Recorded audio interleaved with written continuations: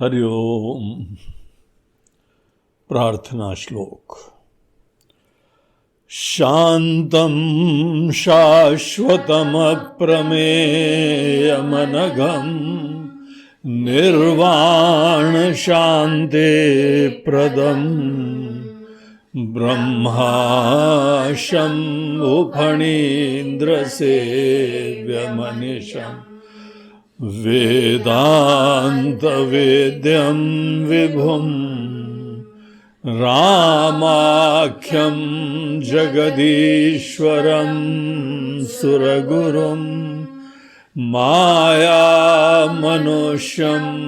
हरिं वन्देऽहं करुणाकरं रघुवरम् भूपालचूडामणिं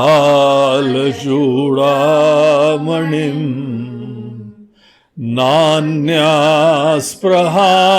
रघुपते हृदये स्मदीये सत्यं वदामि च भवानखिलान्तरात्मा भक्तिं प्रयच्छ रघुपुङ्गवनिर्भरां मे कामादिदोषरहितं कुरु मानसं च अतुलितबलधामं हेमशैलाभदेयम् धनुजवनकृशानुं ज्ञानिनामग्रगण्यं सकलगुणनिदानं वानराणामधीशं रघुपतिप्रियभक्तं वातजातं नमामि। श्री राम जय राम श्री राम जय राम श्री राम जय राम श्री राम जय राम श्री राम जय राम श्री राम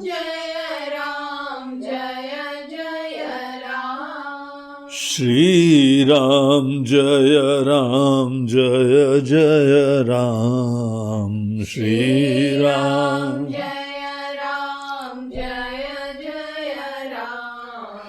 श्री राम जय राम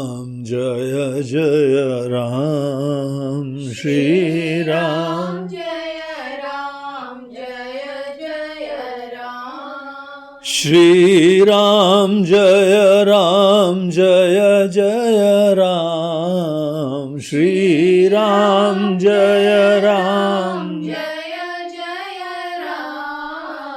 श्री राम जय राम श्री राम जय राम श्री राम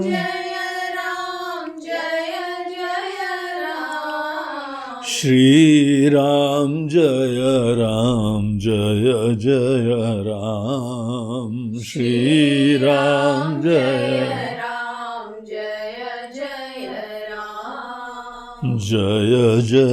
राम बोलो सियावर रामचंद्र की जय, पवन सुत हनुमान की जय। बोलो भाई सब संतन की जय। नमः पार्वती पतये हर हर महादेव।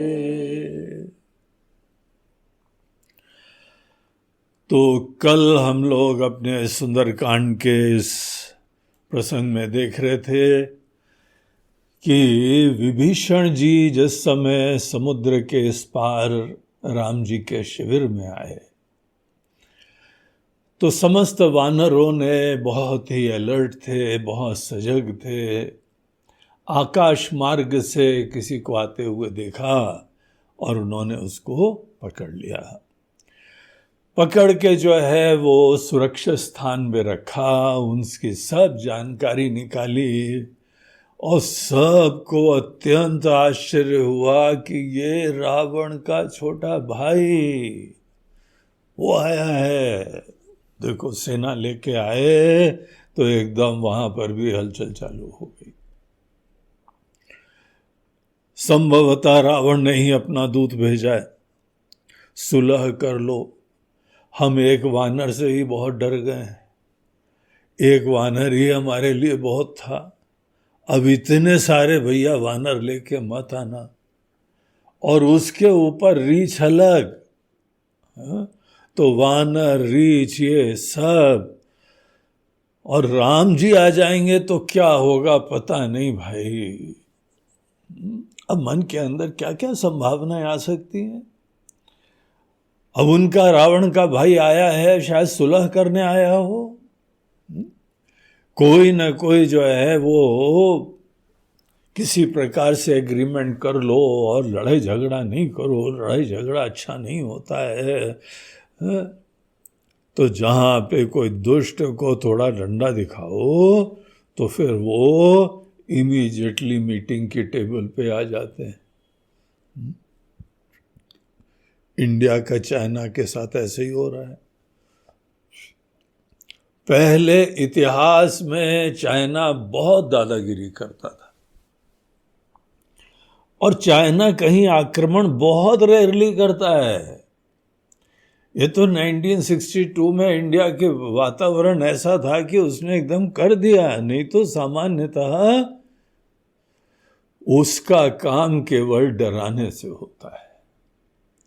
उनका एक वहां पे न्यूज़पेपर है, मुखपत्र है, ग्लोबल टाइम्स, वो ही सबको धमकाता रहता है, इतना डराता है, इतना धमकाता है, ऐसी ऐसी फोटो निकालता है कि लोग सोचते हैं ऐसा नहीं, कोई बात नहीं, हम तो जो है ऐसे घूमने गए थे, तुम ज़्यादा चिंता मत करो, लड़ाई वड़ाई नहीं करेंगे, ऐसी वो साइकी क्रिएट करता है।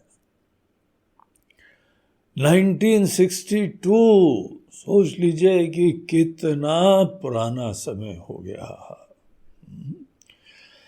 लिटरली 60 साल से ऊपर पहले की बात है, और इतने साल तक सदैव डरा के काम करता था और बाकी सब डर जाते थे।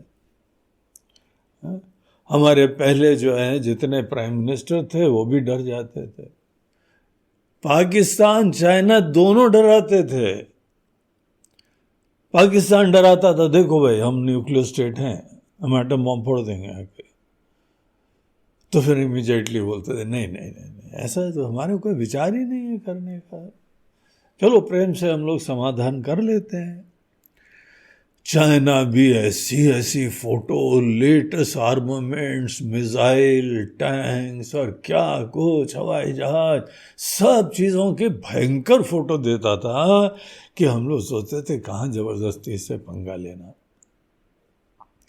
लेकिन इस बार पंगा ले लिया। इस बार गलवान घाटी में कुछ हिंदुस्तानी सैनिक लोग थे, तो वहां पे चीनी एक टुकड़ी आ गई। ऐसी पिटाई करी उन लोगों की कि कुछ लोग तो मुक्ति को प्राप्त कर गए।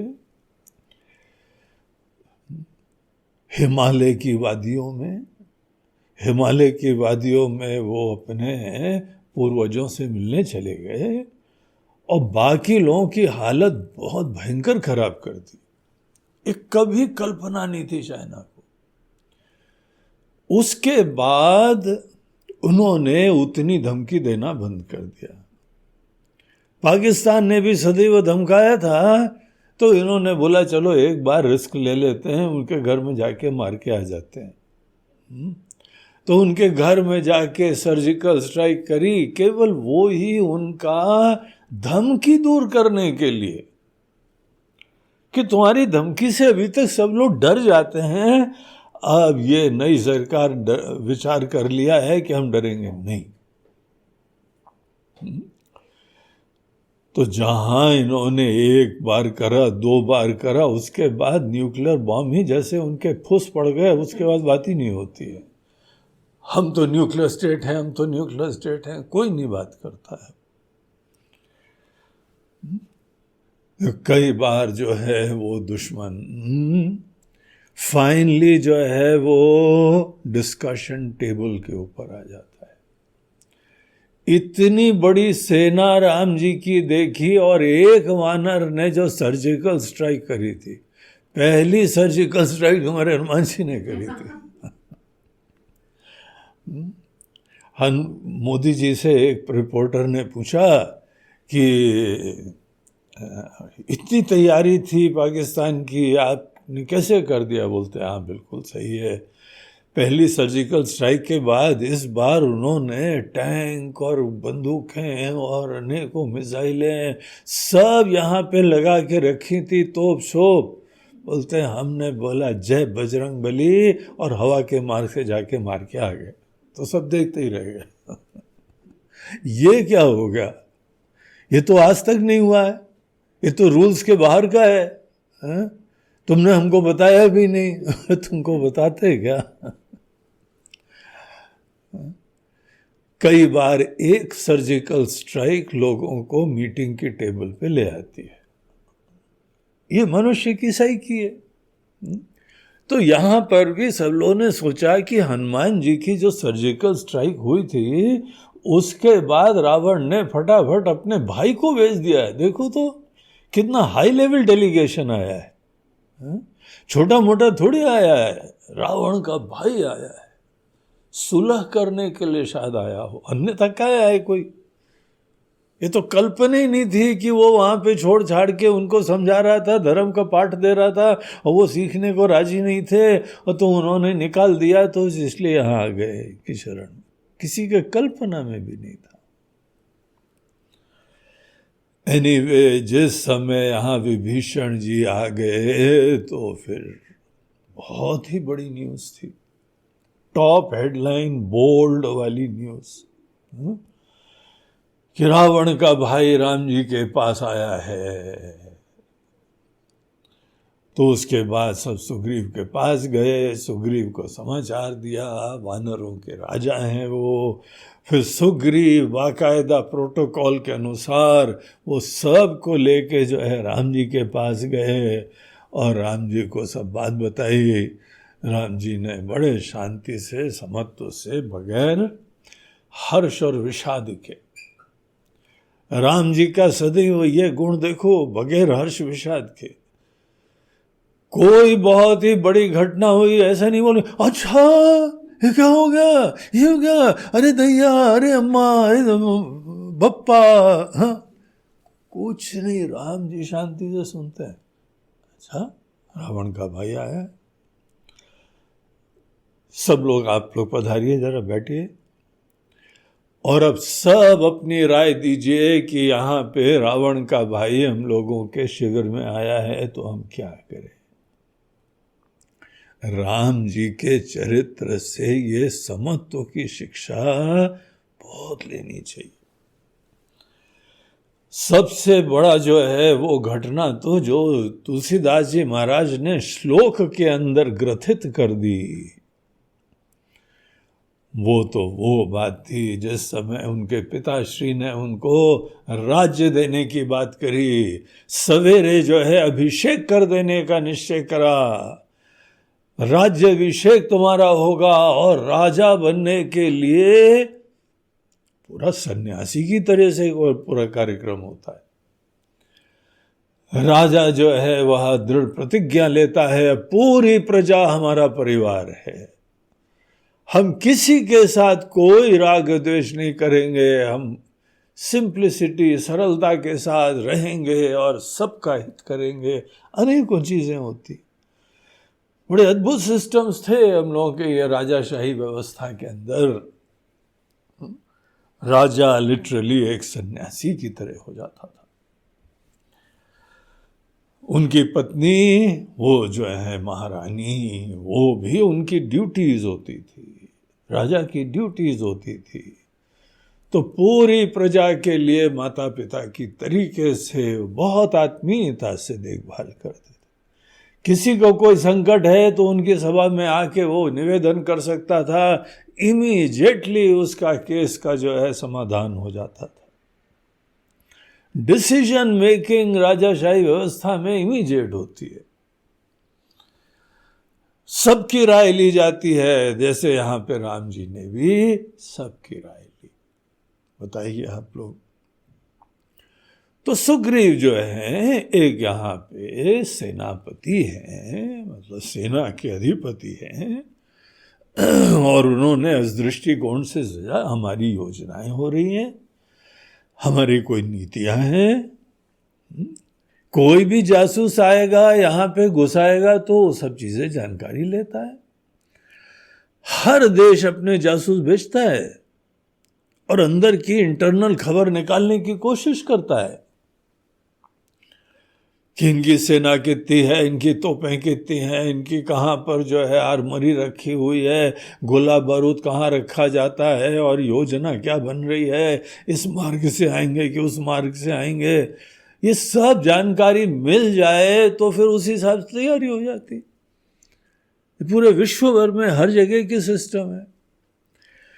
इसीलिए बहुत अद्भुत प्रकार की जो है जासूसों का विंग होता है, सब पकड़ लेते हैं। अभी जो है हाल में ही पाकिस्तान ने कोई आतंकवादी भेजे और यहाँ पे खबर मिल गई थी। वो बड़े सीक्रेट रखते हैं, किसी को बताते नहीं हैं, एक दूसरे को ही गिने चुनों को बताते हैं, लेकिन धन्य है इनकी जासूसी नेटवर्क भी सब पता कर लेते हैं और अनेकों चीजें मिस भी हो जाती हैं, उनसे निपटना पड़ता है। लेकिन यहाँ पे वो 4 आतंकवादी आए थे अभी 2 दिन पहले, भारतीय सेना ने उनको जो है जन्नत पहुंचा दिया, हूरों के पास। तो सभी 72 हूरों के पास पहुंच गए अभी। तो इस तरीके से उन लोगों का काम तमाम हो गया। तो जासूसी का सिस्टम ये प्रचलित है और जासूसों से बच के रहना ये भी एक मिलिट्री नीति व्यवस्था के अंतर्गत एक स्वाभाविक सी चीज है। तो इस तरीके से यहाँ पे जब सुग्रीव से पूछा गया तो सुग्रीव ने बोला, महाराज जी हमको तो लगता है भेद लेने आया है, और ये राक्षसी लोगों का, इन लोगों का हम भरोसा करते नहीं है। बड़े दुष्ट होते हैं, बड़े मायावी होते हैं, बहुत रूप धारण करके बड़े देवता बन के आते हैं, बड़े सौम्य बड़े उदार बन के आते हैं, लेकिन सब बड़े दुष्ट होते हैं लोग। हमने तो जीवन में सीखा हुआ है कि जो राक्षसी प्रवृत्तियां हैं, आसुरी लोग हैं, उन पे भरोसा न करो तो अच्छा है, सजग होके चलो। और हम लोग के शास्त्र भी श्रद्धा ये थोड़ी बोलते हैं किसी के ऊपर भी कर लो, किसी के ऊपर भी श्रद्धा तो शास्त्र भी नहीं बोलते हैं। विश्वास तो करना चाहिए, लेकिन किस पे विश्वास करना चाहिए इसका भी शास्त्र विधान देते हैं। विवेक चूड़ामणि में भगवान शंकराचार्य जी बोलते हैं गुरु और शास्त्र, और अपने माता पिता भी ऐसे, ये भी गुरु के अंतर्गत ही आते हैं, पहले गुरु ही होते हैं ये लोग। ऐसे कुछ जो है निकटवर्ती लोग जहां पे भगवान को जो है वह, या तो ऐसे रिश्ते, पति पत्नी के रिश्ते भरोसे होने पड़ेंगे, डॉक्टर के ऊपर भरोसा करना पड़ेगा। अपना शरीर हम डॉक्टर को दे देंगे, वो काट पीट के उसमें से क्या पता कोई आजकल क्या क्या निकाल लेते हैं। तो बहुत भरोसे का विषय होना चाहिए, अनेकों चीजें विचार कर करा के देखना, और फिर उसके उपरांत जब निश्चय हो जाता है, फिर तो विश्वास और श्रद्धा के अलावा कोई तरीका ही नहीं है। तो इस प्रकार से गिने चुने लोगों के प्रति भरोसा कर सकते हैं हम, ये भावना होती है भरोसे में कि इनका इंटेंशन सही है, इनकी बातें सही हैं। श्रद्धा मयोयम पुरुषः यो यश श्रद्धा स एव सः। श्रद्धा तो रखनी पड़ती है, हर व्यक्ति के अंदर कुछ ना कुछ श्रद्धा होती। हम दूसरे व्यक्ति के भी इंटेंशंस के बारे में अपना समय लें और निश्चय कर लें। एक बार पता लग गया फिर उसके बाद भरोसा करना चाहिए। तो सुग्रीव बोलता है कि महाराज जी हम तो भरोसा इन लोगों के ऊपर करते नहीं है। हमारे विचार में तो ये व्यक्ति यहाँ पे आया है हम लोगों का भेद लेने के लिए, भेद हमारा ले न सठ आवा, तो इसको बांध के रख देना चाहिए। इसीलिए तो जेल वेल होती है। जेल क्या होती है? जहां बांध के रख दिया जाता है किसी को। तो इन लोगों को जो है वह बांध के रख देते हैं और फिर हम लोग अपनी लड़ाई करते रहते हैं। तो इस तरीके से उन्होंने अपनी बात बताई। तो राम जी बोलते हैं कि भाई ये मित्र आपके जो है वह युद्ध के दृष्टिकोण से नीति तो उचित है, वॉरफेयर के दृष्टिकोण से युद्ध क्षेत्र में बहुत सजग रहना चाहिए। कौन आपका कहाँ पे भेद निकाल लेता है उसी के ऊपर अटैक करता है, आक्रमण करता है, बहुत अलर्ट रहना चाहिए। तो राम जी भी बोलते हैं कि हाँ मित्र तुम्हारी यह नीति सही है, लेकिन एक प्रॉब्लम है माय डियर फ्रेंड, मेरे मित्र सुग्रीव, एक समस्या है। समस्या यह है कि हमने एक जीवन में प्रण ले रखा है। हमारी शरण में जो भी आएगा हम उसको भय मुक्त कर देंगे। किस लिए आता है, क्यों आता है, ये वेरी करता है, लेकिन हमारे पास आएगा ना तो हम तो उसको भय मुक्त करते हैं। ये प्रण ले रखा है। तो इस तरीके से ममपन शरणागत भयहारी, इसलिए अभी इसको बंद करने का जरा आइडिया ड्रॉप करो। बंद मत करो, देखते हैं, मिलते हैं उससे। हनुमान जी इतने खुश हो गए, बोलते हैं वाह देखो जो आदमी के अंदर आत्मबल होता है, ज्ञान होता है, विवेक होता है, वो अफोर्ड कर सकता है चैलेंजेस मीट करना, दुश्मनों से मीट करना, उनको अच्छी तरह समझ पाना, उनको अच्छी तरह से समझा पाना, जरूरत पड़े तो डरा पाना, जो भी कुछ होगा कर सकते हैं। लेकिन हमको डरने की बात नहीं है, आने दो। ऐसा जो है उन्होंने संकेत करा। और आगे जो है वो भगवान ने ये भी कहा कि भाई हमारे दृष्टि में रघुकुल रीति सदा चली आई। ये हमारे रघुकुल की रीति है भैया। शरणागत कहूँ जे तजही निज अनहित अनुमानी। अरे हमारा नुकसान हो जाएगा, हमारा नुकसान हो जाएगा, हमारा नुकसान हो जाएगा।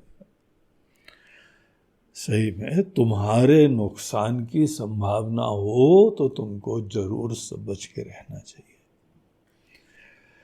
तुम अपना स्टेटस देखो, क्या तुम्हारी यहां पे प्रॉब्लम हो सकता है? तुम्हारी ऐसी फ्रेजाइल सी स्थिति है कि कोई तुम्हारा नुकसान कर सकता है, तो तुमको जो है बहुत अलर्ट होना चाहिए। लेकिन राम जी, उनके अंदर तो किसी भी प्रकार का अपने बारे में डर ही नहीं है। युद्ध कौशल के बारे में इतना कॉन्फिडेंस है, नीति का इतना सामर्थ्य है। सत्य के पथ के ऊपर जो रहता है उसको ऐसा ही होता है। सत्यमेव जयते। सत्य के पथ पे चलता है वो विजयी होता है। तो ये तो सत्य स्वरूप है, ब्रह्म स्वरूप है, उनको तो किसी भी प्रकार के कोई डर की बात नहीं। हमारी इनसिक्योरिटीज ही तो डर लाती हैं। लेकिन जहां पे इनसिक्योरिटीज नहीं होती हैं वहां पे कोई डर नहीं आता है।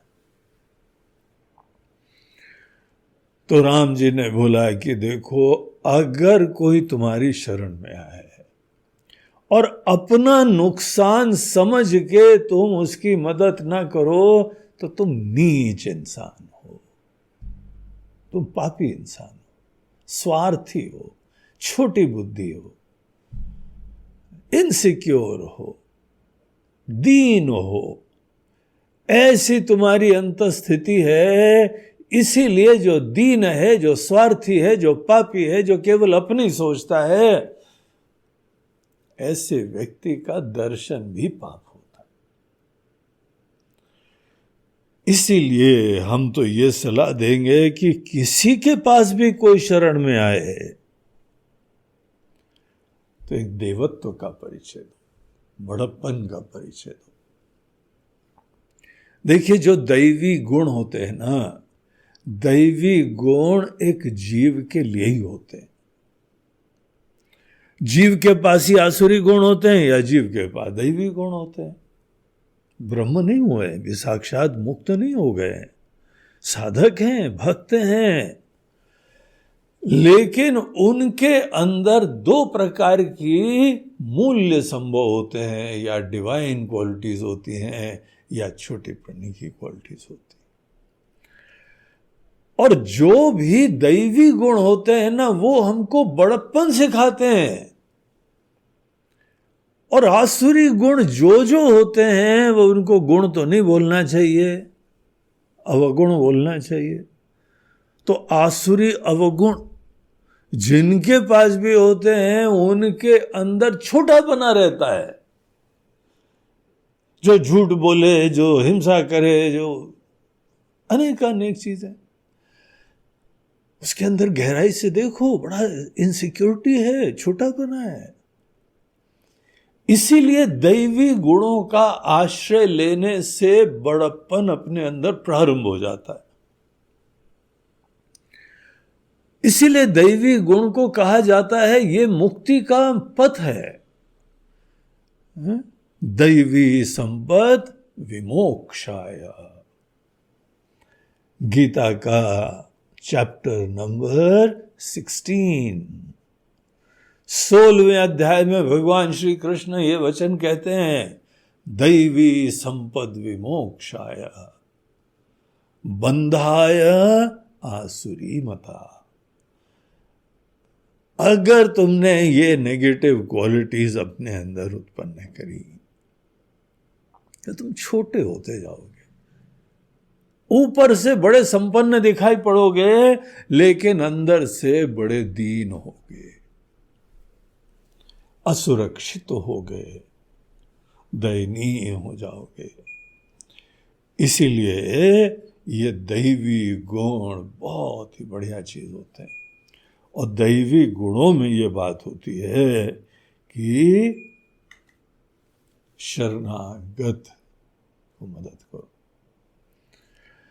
देखो, जल्दी जल्दी कोई शरण में नहीं आ सकता है।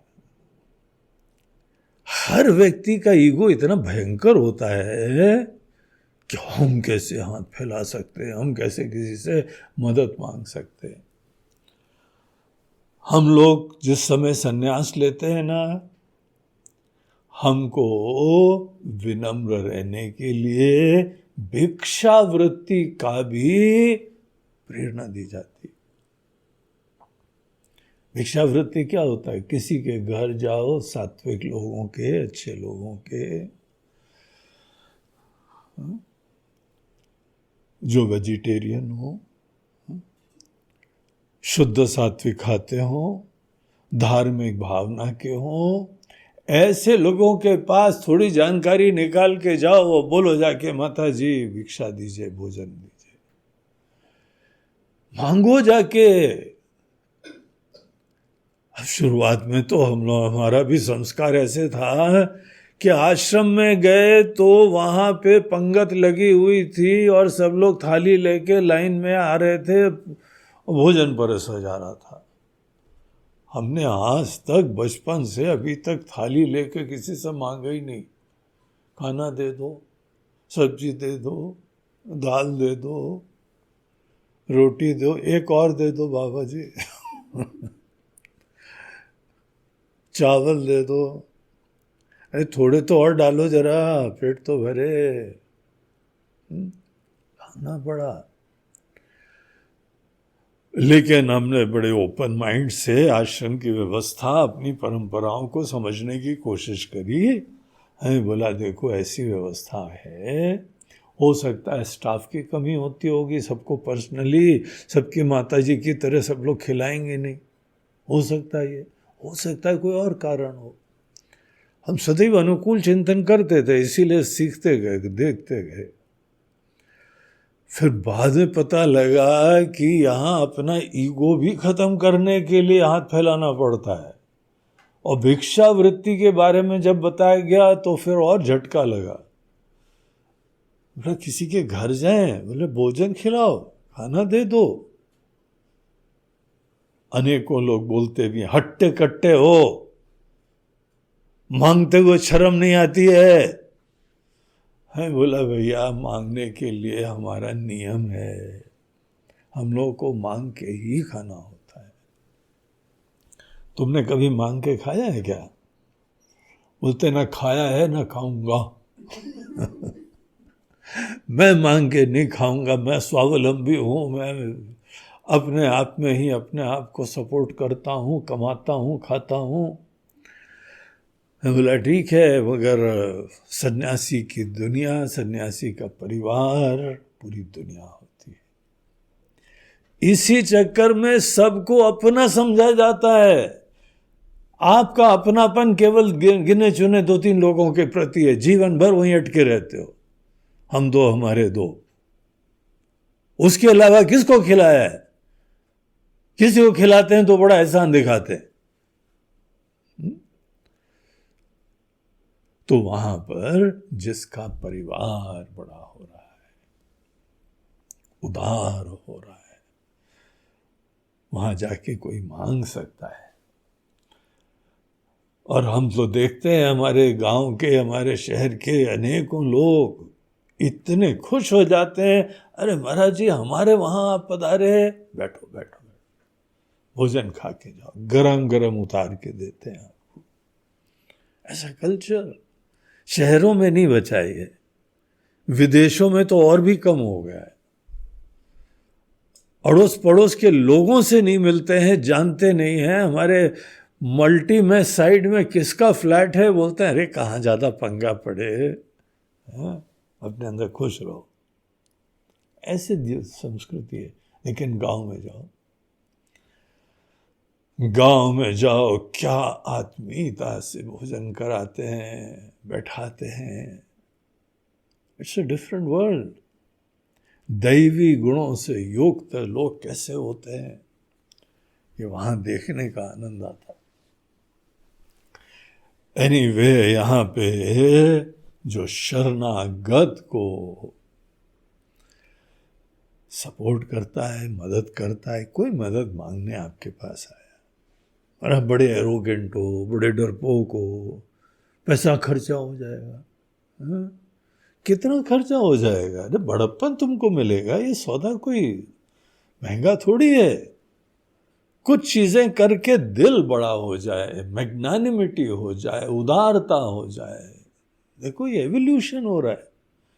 एवोल्यूशन केवल शरीर का थोड़ी होता है, दिल का होता है, बड़प्पन होता है। तो ये सब भगवान राम अनेकों जगह दैवी गुण सिखाते रहते हैं। तो सुग्रीव को उन्होंने कहा कि भाई शरणागत कोई भी आए उसको जो है सदैव मदद करनी चाहिए। अपना स्वार्थ, अपना अनहित नहीं सोचना चाहिए, इंसान को मदद करनी चाहिए। इस तरीके से ये बात बता के आगे देखिए 43rd दोहे के बाद हम लोग अब पाठ करते हैं। कोटि विप्र बदलागहि जाहु, आए शरण तजहु नहीं ताहु। सन्मुख होई जीव मोहि जबहि, जन्म कोटि अघनासहि तबहि। पापवंत कर सज सुभाऊ, भजनु मोर तेहि भावन काऊ। जो पै दुष्ट हृदय सोई होई, मोरे सन्मुख आव किसो। निर्मल मन जन सो मोहि पावा, मोहि कपट छल छिद्र न भावा। भेद लेन पठवा 10 सीसा, तबहु न कछु भय हानि कपीसा। जग महु सखा निसाचर जेते, लक्ष्मनु हनहि निमिष महु तेत। जो सभी त आवा सरनाई, रखी हूँ ताहि प्राण की नाई। उभय भांति तेहि आनहु, हंसी कह कृपा निकेता। जय कृपाल कहि कपि चले, अंगद हनु समेत सिया। रामचंद्र की जय, पवन सुत हनुमान की जय।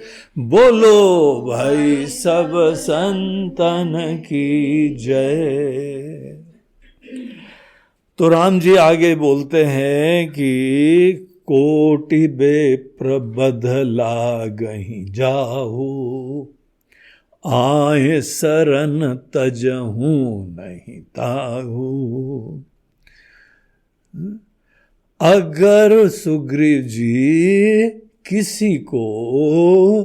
किसी व्यक्ति ने करोड़ों ब्राह्मणों की हत्या कर दी, एक ब्राह्मण की हत्या भी कोई कर दे तो भयंकर पाप होता है, बहुत बड़ा पाप होता है। ब्राह्मण जन्म से भी और ब्राह्मण कर्म से भी। देखिए हम लोग के वहां मूल रूप से कर्म से ब्राह्मण होता है, कर्म से वैश्य होता है, कर्म से क्षत्रिय होता है, कर्म से शूद्र होता है।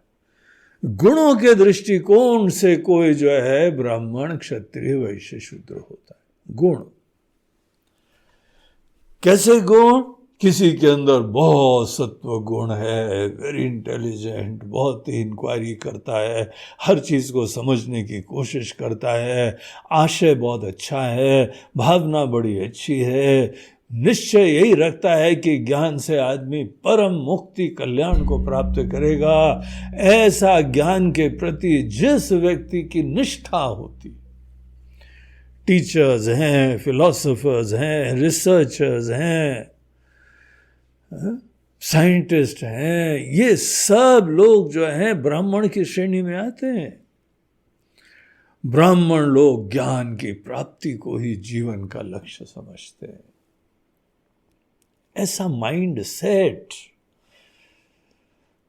और यही डिस्पोजिशन, ज्ञान की प्राप्ति की मन के अंदर प्रेरणा, प्रार्थना, तैयारी।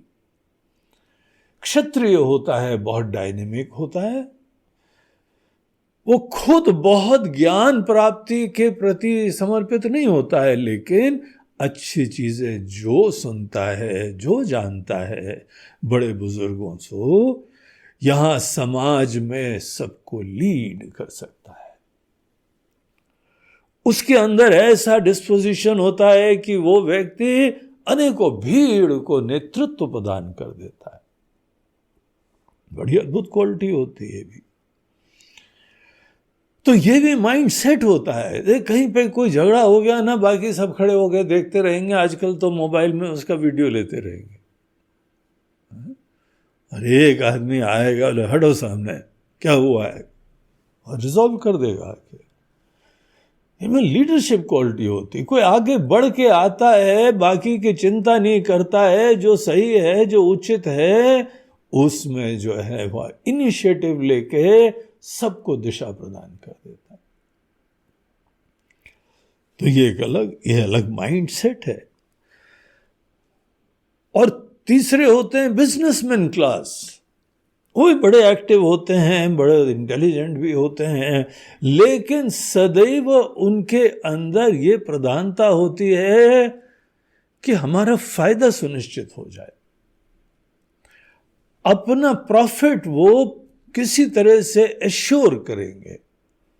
न क्षत्रिय करेगा, क्षत्रिय पंगा लेके जाएगा, बोले कोई चिंता मत करो,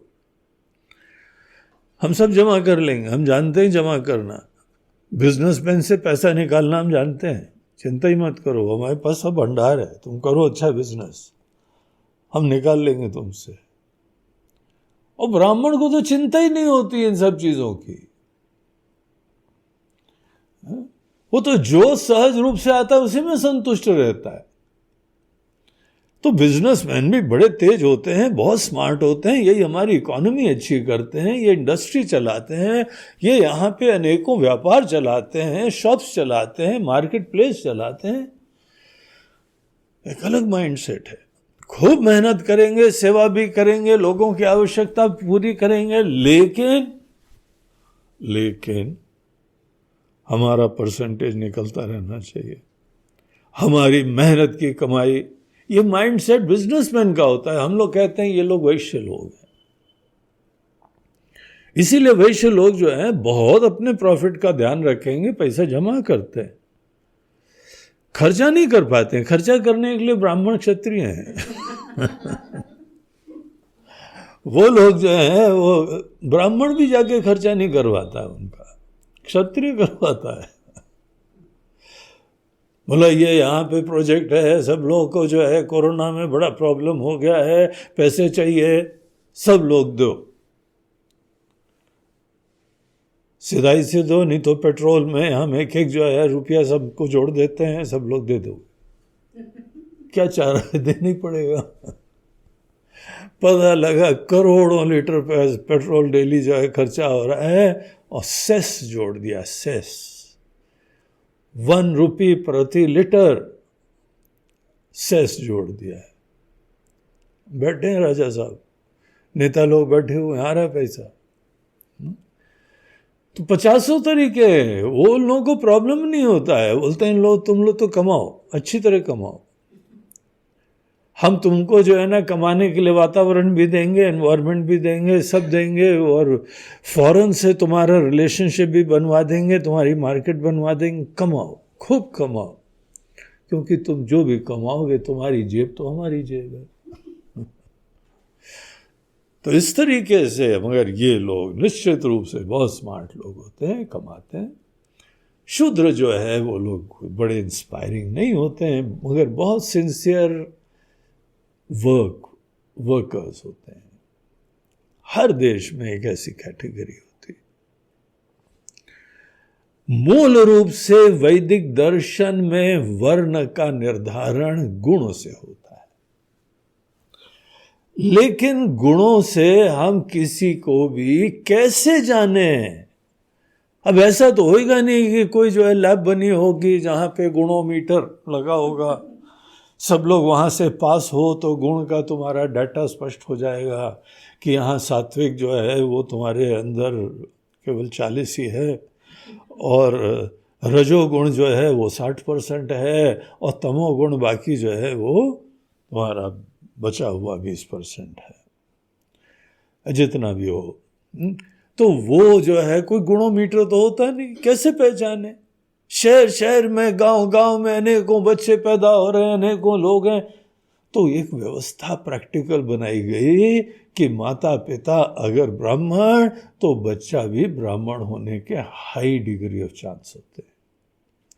इस तरह से जन्म से ब्राह्मण क्षत्रिय वैश्य शूद्र की परंपरा चालू हुई। ये प्रैक्टिकल एक व्यवस्था है। और बचपन में जो माता पिता हमारी देखभाल करते हैं उनके ही तो संस्कार आते हैं। भाषा माता पिता से, खाना पीना माता पिता से, टेस्ट माता पिता से, वही एनवायरनमेंट, वही कई जगह जो है पूजा माता पिता कर रहे हैं तो ये भी छुटकू राम पूजा करते हैं बैठ के, हैं? और मंत्र भी बोलते हैं, ओम बुल बुल प्रचोदयात, और माता जी ताली बजाती है। और कोई भी गेस्ट आता है, सुनाओ सुनाओ सुनाओ स्वामी जी को मंत्र सुनाओ तुम, अब वो तोतली भाषा में मंत्र सुनाते हैं। तो जैसे माता पिता होंगे बच्चे वैसे हो जाते हैं। तो हाई डिग्री ऑफ चांस अगर माता और पिता दोनों सच्चे सात्विक होंगे। इस तरीके से हम लोगों की सामाजिक व्यवस्था बनी है। लेकिन आज जो भी ब्राह्मण है इंटेलिजेंट, सात्विक, सरल, डेडिकेटेड, ज्ञान के लिए समर्पित, ऐसे जो लोग होते हैं उनकी हत्या हम लोगों के देश में, समाज में बहुत बड़ा पाप हुआ करता था। एक की भी हत्या हो जाए, गौ हत्या हो जाए, ब्राह्मण हत्या हो जाए, ये हम लोगों के अपने सनातन धर्म में, भारत देश में, हिंदू धर्म के अंतर्गत बहुत बड़ा पाप होता था। लेकिन यहां राम जी क्या कह रहे हैं? कोटि विप्र बदला गई जाहू, करोड़ों ब्राह्मणों का अगर किसी ने हत्या कर दी, करोड़ों, बहुत बड़ा पापी। लेकिन आए सरन तजहू नहीं ताहू, अगर वो हमारी शरण में आ गया। देखो यहां पे पूरी साइकी, उसकी साइकोलॉजी, उसकी मनस्थिति देखनी चाहिए। कोई भी नियम ऐसे नहीं बनते हैं ऊपर से ही, अंदर से गहराई से जानना चाहिए, देखना चाहिए। जो आदमी पाप करता है, क्यों पाप करता है? देखिए, क्योंकि बहुत एरोगेंट है, बहुत ही अभिमानी है, और हम ही सही हैं, बाकी गलत हैं, और हमारा कोई विरोध करता है तो हमारा ऐसा, हमारा नाम, हमारा ये। ऐसे लोग जो बहुत अभिमानी होते हैं, स्वार्थी होते हैं, उनका ईगो हर्ट होता है। तो ही ये सब अनेकों प्रकार के काम होते हैं। हत्या हो जाए नहीं तो अपमान हो जाए। हत्या हम सबकी न भी करें, लेकिन हत्या एज गुड एज हत्या, ऐसे वचनों का प्रयोग करते हैं नीचे, गंदे, तिरस्कार वाले, अपमान वाले। सुनिश्चित करते हैं कि इसका हम अपमान कर दें, इसको छोटापना दिखा दें। क्या होता है उनको? उनका ईगो फुलफिलमेंट होता है। पाप जो है किसी व्यक्ति के तीव्र अभिमान, और अभिमान के द्वारा भ्रष्ट मन, बुद्धि, संवेदनाओं का भाव है, आत्मीयता का भाव है, दैवी गुणों का भाव है। जब किसी के मन के अंदर अभिमान, अहंकार ऐसा हो जाता है, तभी तो वो सोचता नहीं किसी का, तभी तो जड़ हो जाता है, हिंसक हो जाता है, तब मारता है वो। अब यहां पे शरणागति में क्या होता है? शरणागति की साइकी जरा विचार करिए। शरणागति की साइकी होती है कि नहीं, हम गलत थे, हम झूठ थे, हम रियलाइज करते हैं। और अगर कोई नाटक नहीं कर रहा हो, नाटक करता हुए पकड़ा जाता है, जानकार लोग सब जानते हैं। आप भी थोड़ा बहुत विचार करेंगे, आप भी जान जाएंगे। लेकिन राम जी से तो क्या छुप सकता है? अगर वो शरणागत होता है तो हम उसके अंदर की प्रक्रिया देख रहे हैं, एक रियलाइजेशन देख रहे हैं, निरभिमानता देख रहे हैं। हमारी शरण में आना कोई छोटी बात नहीं होती है। अच्छे अच्छे समझदार लोग नहीं शरण में आ पाते हैं, अपने हवा में रहते हैं। शरण में आ जाना ये बहुत बड़ी बात होती है। और आपको एक और बताएं इसी संदर्भ में, जब हम लोग वेदांत का ज्ञान प्राप्त करने के लिए जाते हैं तो हमको कहा जाता है कि गुरु के पास तुमको जाना है। उसको बोलते हैं गुरु उपसदन। गुरु के पास तुमको आगे बढ़ के जाना चाहिए और फिर उनसे ज्ञान के लिए निवेदन करो। ये मत बोलना है कि महाराज जी आजकल तो इंटरनेट चालू हो गया है और उसमें तो वीडियो भी है, ऑडियो भी है और सब इंटरैक्शन भी है, और अभी तो आपको एक बढ़िया बात बताएं, मीट भी चालू हो गई है। गूगल मीट है, जूम मीट है और माइक्रोसॉफ्ट की टीम्स वाली भी मीट है। अनेकों जो हैं ऐसे बात करते हैं ऐसे आपस में सामने बैठे हुए। अजय अब तो टेक्नोलॉजी ने सब दूरी खत्म कर दी है। अब ये गुरु उपसदन वाला पुराना आइडिया ड्रॉप कर दीजिए। अब आप यही हमको बताइए। बोलो देखो हम तो बताने को बता देंगे लेकिन तुमको समझ में नहीं आएगा। तुमको अपने घर के कंफर्ट में बैठ के ज्ञान सुनने की क्या मजबूरी है? घूमने के लिए जा सकते हो, ज्ञान के लिए नहीं निकल सकते हो। ये तुम्हारा वैल्यू स्ट्रक्चर दिखाता है। और जब तुम्हारे मन के अंदर ज्ञान की वैल्यू ही नहीं है, इतनी कोर्स करना हो टेक्निकल तो कहीं भी चले जाएंगे। अभी एक सज्जन हमको मिले, बोला कहाँ जा रहे हो? बोल तुम्हारे जी जर्मनी जा रहे हैं, वहां पे एक स्पेशल जो है ऑटोमोबाइल्स का कोर्स करने जा रहे हैं। हम बोला यहाँ पे कोई कम है? कितनी गाड़ियां बन रही हैं? बोलते वो बन रही हैं मगर वो हायर कोर्स है। मतलब वहाँ तो जर्मन में तुमको करना पड़ेगा। सीख लिया जर्मन, जर्मन भी सीख लिया, जापानी भी सीख लिया, चाइनीज भी सीख लिया, फ्रेंच में भी जाने का, फ्रांस भी जाने का विचार हो रहा है, वो भी सीख लिया। बोला गुरु के पास जाना है, संस्कृत सीखा? नहीं संस्कृत तो नहीं सीखा, वो तो बहुत पुरानी भाषा है। तो ये जो है ना श्रद्धा की बातें हैं, तीव्र वैल्यू की बातें हैं। अगर सही में हमारे मन के अंदर बहुत तीव्र उत्कंठा होगी तो हम दुनिया में कहीं पर भी चले जाएंगे। ये हमारे मन की तीव्र उत्सुकता, जिज्ञासा, तड़प का सूचक है। और जिसके अंदर ऐसी प्यास होती है वही तो पानी को आनंद लेता है। बगैर प्यासे को पानी दो, बोलेगा रख दो वहां पे, जब प्यास लगेगी पी लेंगे। तो इस तरीके से यहां पर हम लोग खुद आगे बढ़ के जाते हैं। शरणागत वाला व्यक्ति भी आगे बढ़ के भगवान के पास आया, आपके पास आया हो, मदद के लिए आगे आया है। हाँ, अनेकों लोग होते हैं जो ऐसे प्रोफेशनल मांगने वाले हो जाते हैं, आपकी इमोशंस पे खिलवाड़ करते हैं और निष्क्रिय रहते हैं। इतना सब जानकारी आपको पता लगनी चाहिए।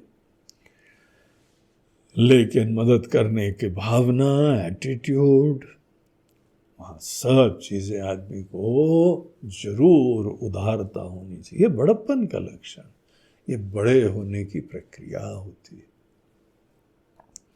तो राम जी बोलते हैं हमारी शरण में आया है जो, करोड़ों ब्राह्मण हत्या भी उसने करी हो तो भी है सुग्रीव हम त्यागते नहीं हैं, क्योंकि हमारी शरण में आया है। इसकी बात की गंभीरता समझो। सन्मुख होई जीव मोहि जबहि, जब जीव भगवान के सन्मुख होता है, जन्म कोटि अघना सही तब ही। अगर हमारे सामने जीव आ जाता है तो हमारे सामने आने मात्र से अनेकों, उसके करोड़ों जन्म के पाप खत्म हो जाते हैं। कि बड़ी बात होती है हमारे पास आना। हमारे पास ऐसे नहीं आया जा पाता है। बड़े विरले लोग होते हैं जो भगवान के पास आगे चल के पहुंच जाते हैं। अब जितने कोई बड़े हों उनसे मिलने में संकोच होता है ना। और इतने बड़े गुरु जी हैं, इतने बड़े महात्मा जी हैं, इतने बड़े नेता हैं, इतने बड़े अफसर हैं, इतने बड़े विद्वान हैं, हम कैसे जाएं? उस एंगल से सोचिए कि भगवान के पास कोई पहुंच जाए, कितनी उत्सुकता, कितनी श्रद्धा, कितनी निष्ठा और कितना ईगो का समर्पण होता है। तो इसलिए ये यहाँ पे हमारे नियम है। जन्म कोटि, करोड़ों जन्म के पाप खत्म हो जाएंगे अगर भगवान के सन्मुख हम शरणागति से पहुंच जाएंगे। पापवंत कर सहज स्वभाव, भजन मोर ते भावन काहू। तो हे सुग्रीव जी, आपको एक और बात बताएं कि जो भी पापी लोग होते हैं ना, पापी लोगों को हमारा भजन भी नहीं पसंद आता है। ट्राई करना, किसी को जो है वो बड़ा तिगड़मी हो, पापी हो, स्वार्थी हो, हवाबाज हो, उसको बोलो भगवान का भजन करो, भगवान आप ही सब कुछ हैं, आप ही जो है वो सत्य हैं, आप ही सर्वेश्वर हैं, हमारे स्वामी हैं, ये भी बोलेगा कोई? पापी हिरण्यकश्यपु, रावण के सामने विभीषण जी ने, उनकी पत्नी मंदोदरी ने, उनके दादाजी पुलत्स्य ऋषि जी ने, उनके नाना जी,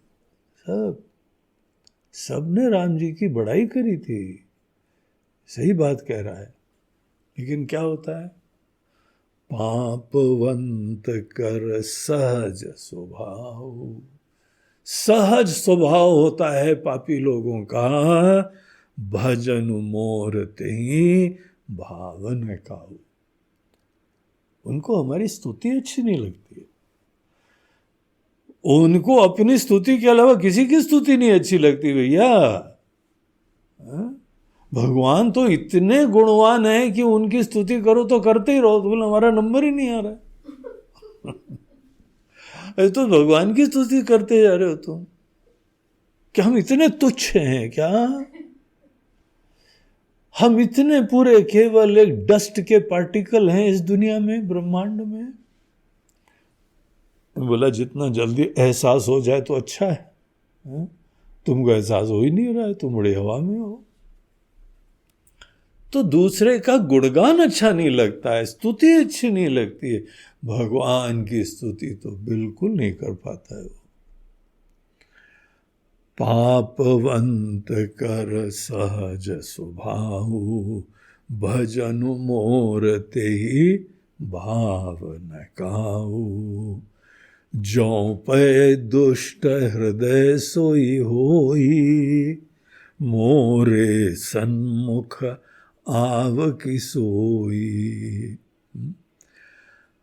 अब ये बात, इस सिद्धांत, इस ज्ञान के बाद है सुग्रीव जी, अगर इसके मन में दुष्टता होती, जो पै दुष्ट हृदय सोई होई, अगर विभीषण जी के मन में दुष्टता होती, सब चीजें प्रत्यक्ष नहीं होती, थोड़ी अनुमान से भी जानी जाती है। दिखाओ दिखाओ दिखाओ, कैसे दिखाओ भैया, कुछ थोड़ा अकल तो यूज करो। अगर इसके मन के अंदर पाप होता तो मोरे सन्मुख आव की सोई, क्या हमारे सामने आ भी सकता है वो? तो इसका इम्प्लीकेशन तो समझो। ये मनुष्य का जो है मनोविज्ञान है, अहंकार अभिमान का यहाँ ही प्रताप है। सामने नहीं आ पाता है, शरणागत नहीं हो पाता, अपनी हवा इतनी ज्यादा है। जो विनम्र हैं वही आ पाते हैं, निष्पापी हैं वही आ पाते हैं। निर्मल मन जन सो मोहि पावा। जो लोग भी बड़े शुद्ध निर्मल निरभिमानी सुंदर मन के होते हैं, वो ही हमको जो है वो प्राप्त करते हैं। और बहुत ही प्रसिद्ध ये चौपाई आती है, मोहि कपट छल छेद्र न भावा। जो लोग भी कपट करते हैं, ऊपर से कुछ है दिखावा कर रहे हैं, चालाकी से सामने कुछ और प्रस्तुत कर रहे हैं, दिखावा कर रहे हैं, केवल छल कर रहे हैं, धोखा दे रहे हैं। जो लोग कपट करते हैं, धोखा देते हैं, जिनके अंदर पर्सनालिटी में बहुत सारे छिद्र विराजमान दिखाई पड़ते हैं, ऐसे लोग हमको अच्छे नहीं लगते। वो लोग कभी शरणागति भी नहीं कर पाते हैं, और हमको कोई मना नहीं करना पड़ता है, ऑटोमेटिकली हमसे दूर रहते हैं। बहुत सारे लोग हैं ना, भगवान की भक्ति नहीं करते हैं, श्रद्धा ही नहीं रखते हैं, सत्संग में नहीं जाते हैं। आपने सोचा क्यों नहीं जाते हैं? केवल इंटरेस्ट की बात नहीं है, ये अंदर उनकी अपने नोशंस की बात है, हवा की बात है। तो उनका कुछ ईगो है, कुछ समझ है, और उसी के अंदर रहते हुए भजन नहीं कर पाते, सुन ही नहीं पाते। आप सबको यही सुंदरकांड का प्रवचन दो, सब सुन पाते हैं? नहीं सुन पाएंगे सब। उसके लिए एक अलग माइंडसेट चाहिए। आप भी पूरे भाव से श्रद्धा से सुन पाए, ये आपके पुण्य दिखाए जाते हैं। विनम्रता चाहिए।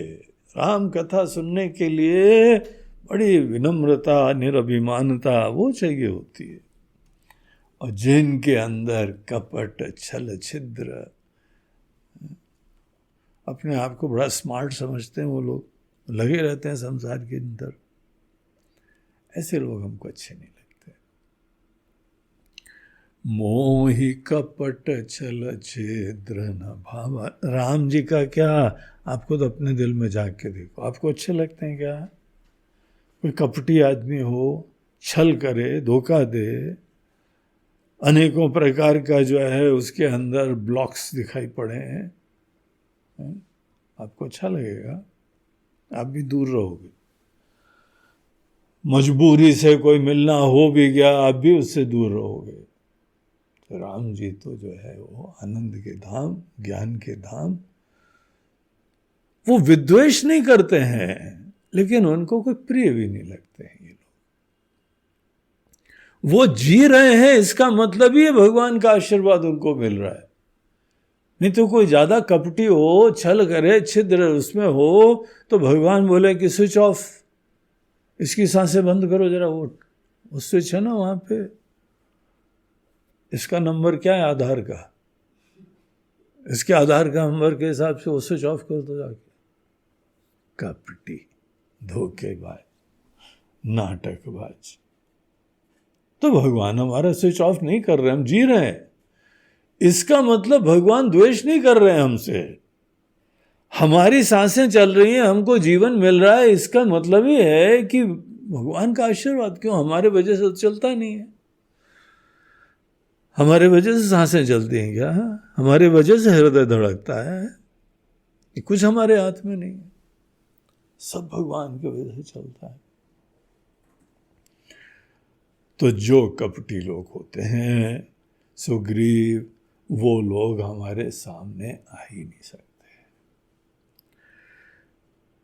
जग महु सखा निसीचर जेते।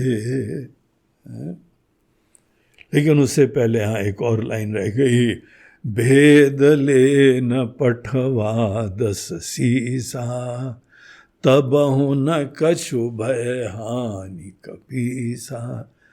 चलिए, हमने मान लिया कि आपने जो अपना दृष्टिकोण प्रस्तुत करा है कि महाराज जी युद्ध का समय है, ज़्यादा कॉम्प्लेसेंसी, शिथिलता और ऐसी ज़्यादा हमको उदारता नहीं रखनी चाहिए, बहुत सजग रहना चाहिए।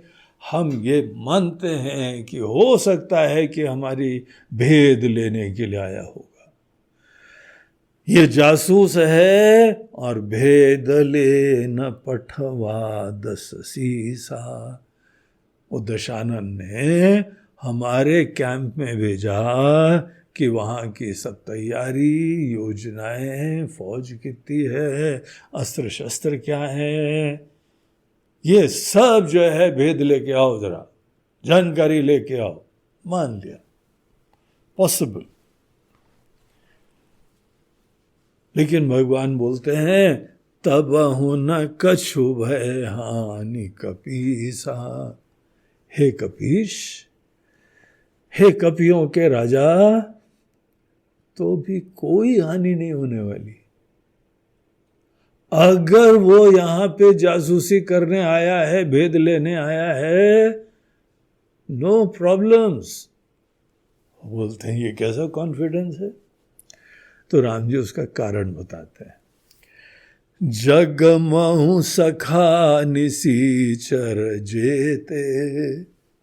दुनिया भर में जितने राक्षस हैं जग में, जग महु सखा निशाचर जेते। पूरी दुनिया में जितने निशाचर हैं ना, हम आपको एक बात बताएं, सीक्रेट।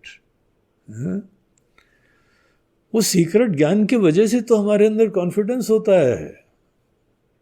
हम आराम से किसी से मिल लेते हैं, शरणागत को मिल भी लेते हैं, उसको भय भी मुक्त कर देते हैं। उस कॉन्फिडेंस के पीछे कारण क्या है? तो लक्ष्मण जी की तरह पॉइंट आउट करते हैं, बोलते हैं ये खड़ा है, ये लक्ष्मण है ना। लक्ष्मण हनई निमिष महु ते।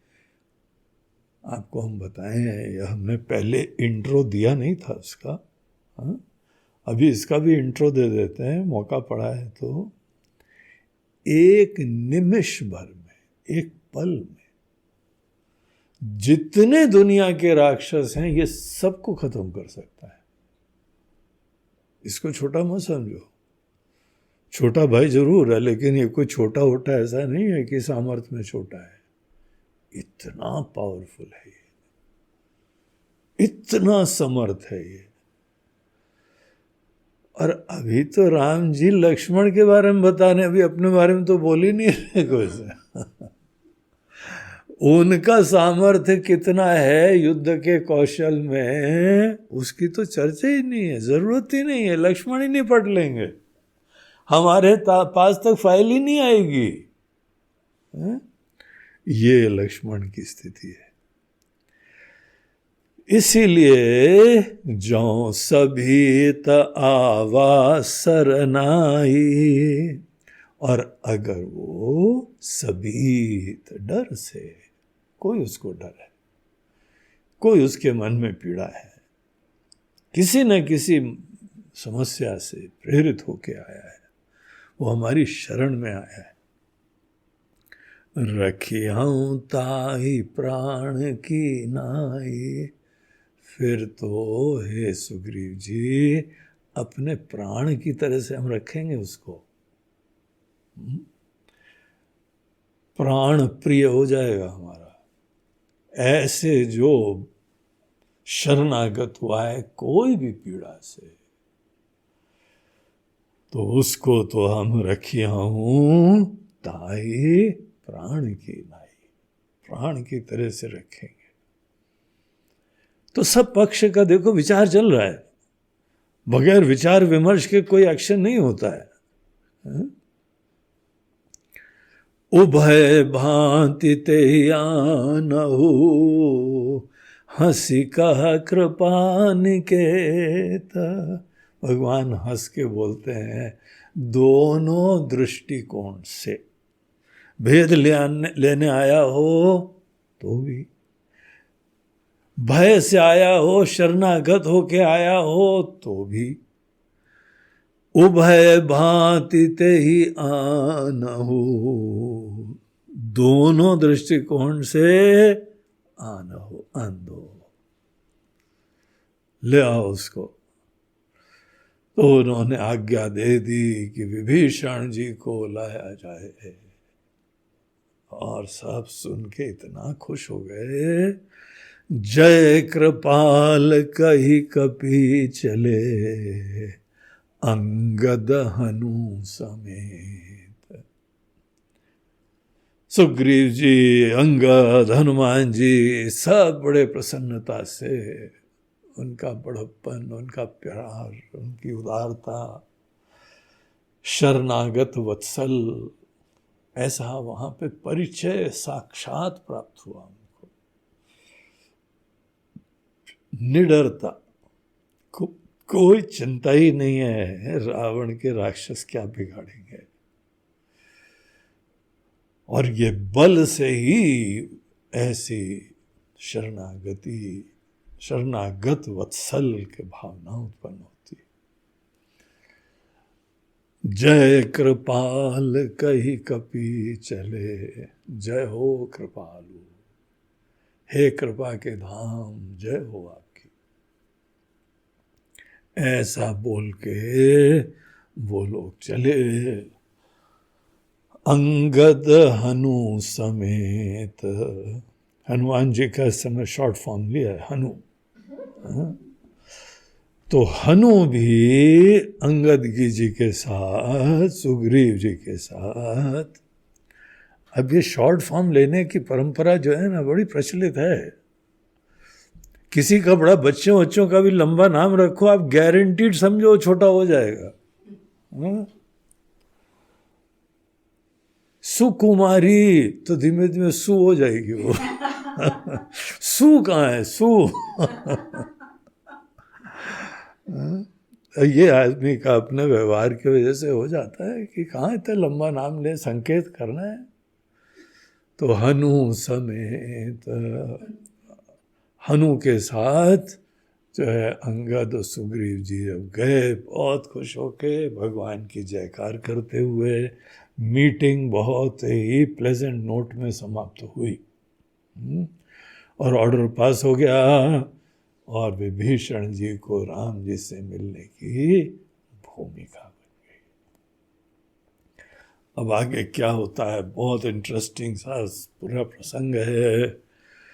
पूरी सुंदरकांड ही बहुत सुंदर है, यही सब तो सुंदर चीजें हैं इसके अंदर। तो वो फिर हम लोग कल देखते हैं। श्री राम जय जय राम, श्री राम जय जय राम, श्री राम जय जय राम, श्री राम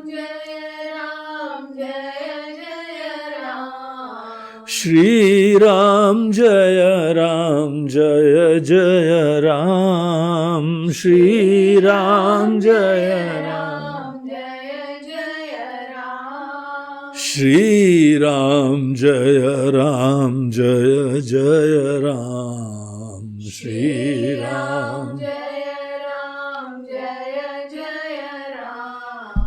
श्री राम जय जय राम, श्री राम जय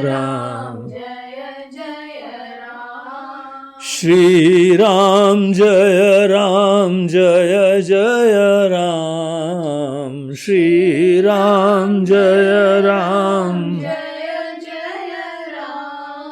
श्री राम जय जय राम, श्री राम जय जय जय राम जय जय। बोलो सियावर रामचंद्र की जय, पवन सुत हनुमान की जय। बोलो भाई सब संतन की जय। नमः पार्वती पतये हर हर महादेव। नर्मदे हर, बोलो गंगा की जय। आज का हम लोगों का ये प्रवचन प्रायोजित किया गया है एक इंदौर की ही अच्छी श्रद्धालु भक्त हैं। वो अपने पति के श्राद्ध के संदर्भ में वो ये यहाँ पर सेवा दे रही है। तो आज के प्रवचन में आहुति श्रीमती अनीता रायकवार जी के द्वारा दी जा रही है, जो कि वो जो है अपने दिवंगत पति राजकुमार रायकवार जी एवं अन्य जो भी पितृगण हैं, पूर्वज लोग हैं इनके, जिन पूर्वजों के वजह से ही ये परिवार एकदम फलित हुआ है, उन सब को प्रणाम कर रही हैं, उन सब के लिए प्रार्थना कर रही हैं। और ऐसी सुंदर भावना अपने पितरों के प्रति व्यक्ति के अंदर श्रद्धा और स्वाभिमान लाती। कोई भी संस्कृति अपने पितरों के प्रति श्रद्धा और आदर के वजह से ही बनती।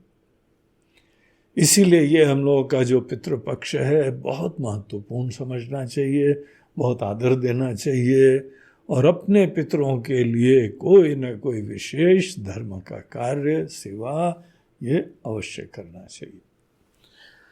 और यही जो है कितना बढ़िया ज्ञान यज्ञ में आप आहुति दे रहे हैं, वहीं पे जो है श्राद्ध का कार्य संपन्न हो रहा है। तो अनीता जी को भी बहुत बहुत शुभकामनाएं और उनके दिवंगत पति को राजकुमार जी को, उनको भी हमारी जो है हार्दिक संवेदनाएं और उनके लिए भी प्रार्थनाएं हैं। ये अनीता रायकवार जी ये हमारे एक आश्रम में स्टूडेंट है, तो उनकी माता जी है। अब देखो परिवार के अंदर श्रद्धा भक्ति विराजमान है, इसीलिए उनकी संतान भगवत ज्ञान और भक्ति के लिए प्रेरित हुई। तो भरत रायकवार वो यहाँ पे एक स्टूडेंट हैं, अध्ययन करते हैं, हनुमान चालीसा का चारों तरफ जो है वो पाठ वाठ करते हैं और आश्रम में सेवा करते हैं। उनकी माता जी उनके पिताजी के लिए ये श्राद्ध कर रही। तो इनको भी बहुत बहुत शुभकामनाएं और आशीर्वाद। अपने पितरों से सदैव प्रेरणा प्राप्त करें और उनके प्रति ऐसी ही श्रद्धा बनी रहे। हरि ओम तत्सत।